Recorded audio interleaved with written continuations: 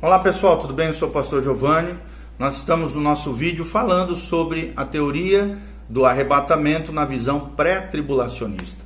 E agora vamos falar sobre o silêncio a respeito da tribulação nas epístolas, ou seja, nas cartas pastorais. As epístolas de Tiago, de 1 Pedro, em certa medida, e 2 Tessalonicenses, foram especificamente escritas por causa da perseguição da igreja.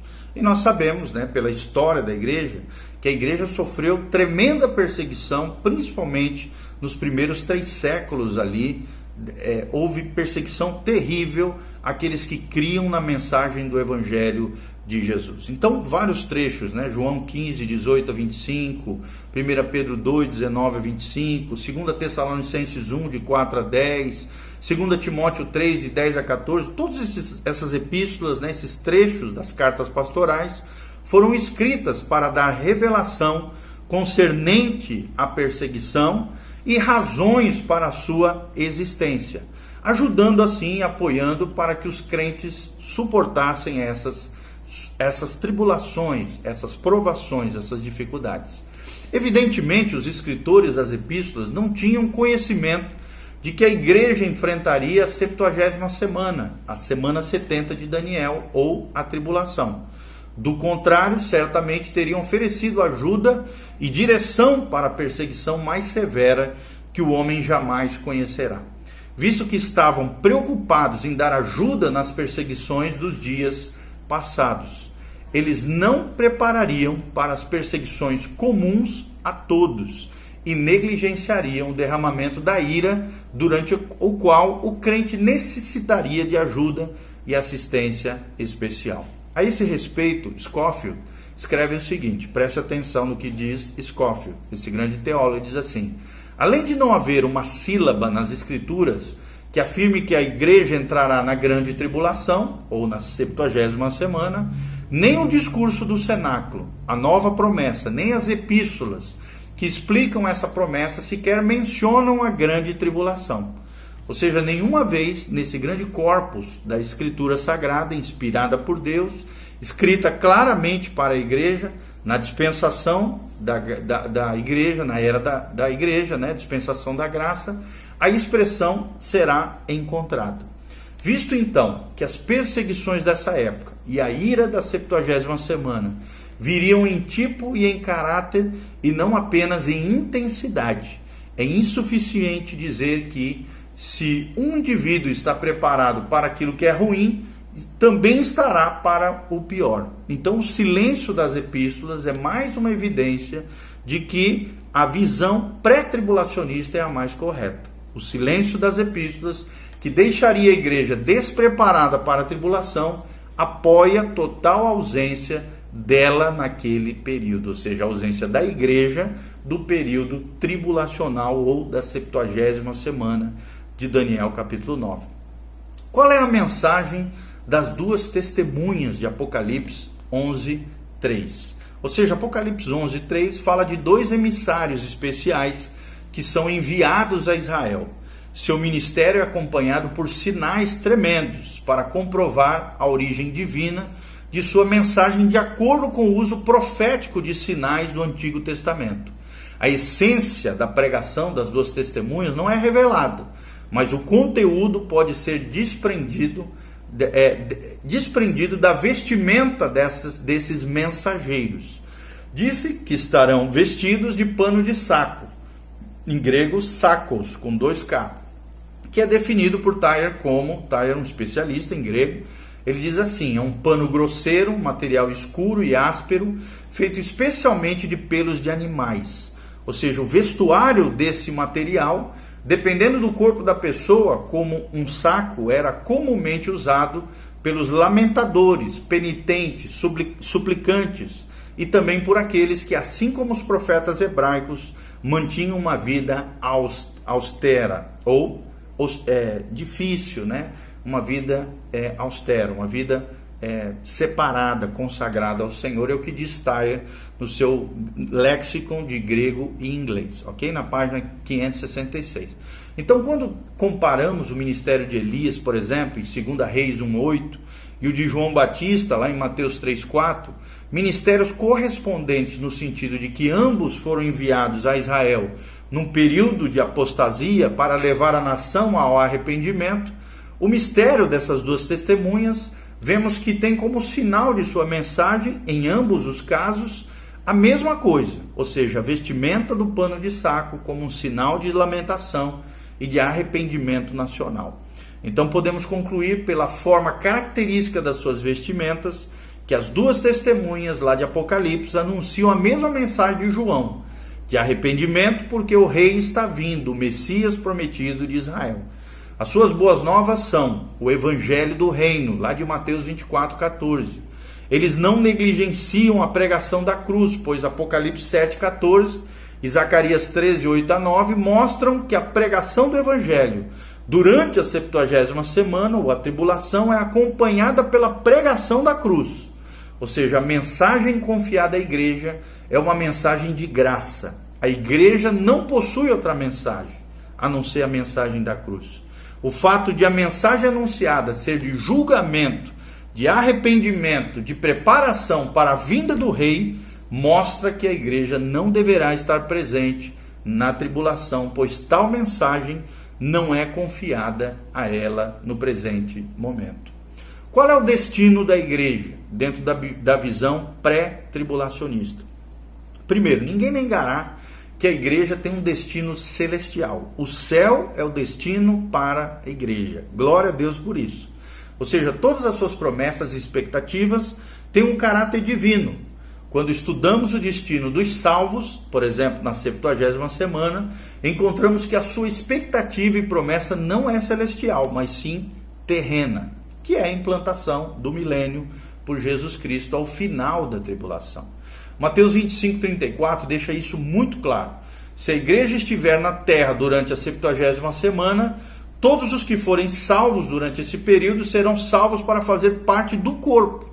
Se o arrebatamento só ocorresse no final da 70ª semana e parte dos salvos entrassem numa bênção terrena, outra parte num destino celestial, o corpo de Cristo seria desmembrado e a unidade do corpo de Cristo seria destruída. Então, tal desmembramento é impossível. Isso só pode mostrar que os que forem salvos durante a 70ª semana e adentrarem no reino milenial ou milenar, deverão ter sido salvos após o término do plano divino para a igreja. Ou seja, o fechamento da era da igreja, a dispensação da graça. Ok? Qual é a mensagem à igreja de Laodiceia dentro do entendimento pré-tribulacionista? Em Apocalipse 3, de 14 a 22, João traz uma mensagem a uma igreja chamada a Igreja de Laodiceia. Essa igreja representa a forma final da igreja professante, que é rejeitada pelo Senhor e vomitada da sua boca por causa da falsidade da sua profissão. Se a igreja na sua totalidade, não apenas a sua porção professante, ou seja, que é apenas nominal, que professa, mas não vive, entrar na 70ª semana, teremos de concluir que a igreja de Laodiceia é o retrato da verdadeira igreja, o que não é. Muitas coisas ficam evidentes então. A igreja verdadeira não poderia passar pelas perseguições da 70ª semana e continuar a ser morna para com o Senhor. Até porque a verdadeira igreja não é morna. A verdadeira igreja é cheia do fogo do Espírito Santo, é quente do ponto de vista espiritual. As perseguições intensificaram as chamas e as transformariam a mornidão então num calor intenso, ou então apagariam o fogo totalmente. Esse sempre foi o ministério das perseguições no passado. O que fica ainda mais claro aqui, se ela representasse a verdadeira igreja, é que essa igreja seria vomitada perante o Senhor, completamente rejeitada por ele. E isso só poderia ensinar que alguém pode ser parte da igreja verdadeira e depois ser finalmente lançado fora, o que é impossível. Ou seja, a única alternativa é ver que a igreja verdadeira termina com a igreja de Filadélfia, que é retirada da terra de acordo com a promessa de Apocalipse 3:10, antes da tribulação. E a falsa igreja professante de quem a igreja verdadeira será separada pelo arrebatamento, pelo rapto, pela translação da igreja, é deixada para trás, rejeitada por Deus e vomitada na 70ª semana, para revelar a verdadeira natureza de sua profissão e a justa rejeição por Deus. E sobre os tempos dos gentios, o que a Bíblia Sagrada fala dentro da visão pré-tribulacionista? Em Lucas 21, 24, o Senhor mostra que Jerusalém continuará sob o domínio gentil, até que os tempos dos gentios se completem, como declara Zacarias 12, 2 e Zacarias 14, 2 a 3, que também revela que isso não acontecerá até a segunda vinda visível de Cristo para a implantação do milênio na terra, quando os exércitos da besta forem destruídos pelo Senhor, como vemos que ele assim fará em Apocalipse lá 19, de 17 a 19. Ou seja, em Apocalipse 11, 2, no parêntese entre a 6ª e a 7ª trombeta, existe uma referência aos tempos dos gentios.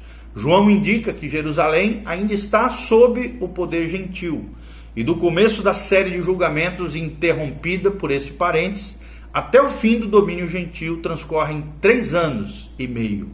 E é importante observar isso, pois de acordo com a visão mesotribulacionista, o que está equivocado, as trombetas ocorrem nos primeiros 3 anos e meio da 70ª semana.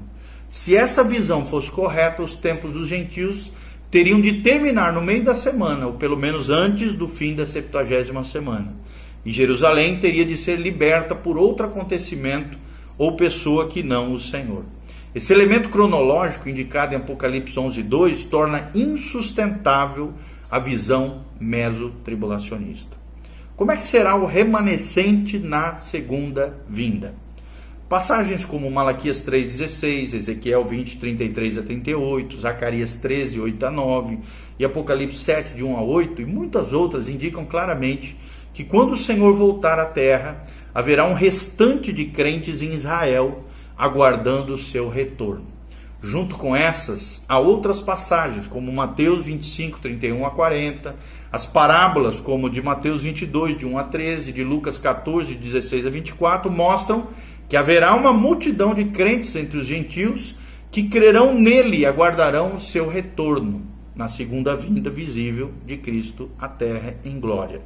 Para que o Senhor possa, na segunda vinda, cumprir as promessas feitas na aliança abrâmica, davídica e palestínica, ou palestina, é necessário que haja um remanescente fiel sobre quem ele possa reinar e cumprir essas promessas. Ou seja, deve existir também um grupo de crentes gentios que possa receber pela fé os benefícios das alianças no seu reinado milenial. Esses grupos entram então no milênio com um corpo natural, salvo, mas sem experimentar a morte e a ressurreição.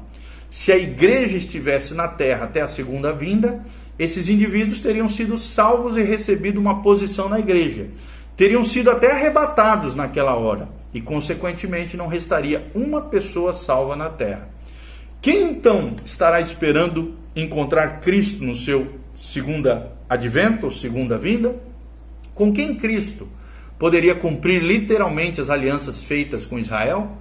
Então essas considerações tornam necessário o arrebatamento pré-tribulacionista da igreja, para que Deus possa chamar e preservar o remanescente durante a tribulação por meio dele e cumprir as promessas feitas lá no Antigo Testamento e que se realizarão no reino milenial ou milenar de Cristo sobre a terra.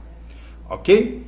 Então no vídeo seguinte nós vamos tratar sobre os 144 mil selados de Israel. Continue conosco, que a graça e a paz de Jesus venha sobre você. Clica no link aí do YouTube, tem todas as nossas redes sociais, siga-nos nas redes sociais, semeie na nossa vida, oferte nesse ministério se assim você puder, for tocado pelo Senhor. Nós recebemos de bom grado tanto a Igreja Batista Betel quanto a vida do pastor Giovanni. Seremos muito felizes e contentes se Deus tocar assim no seu coração.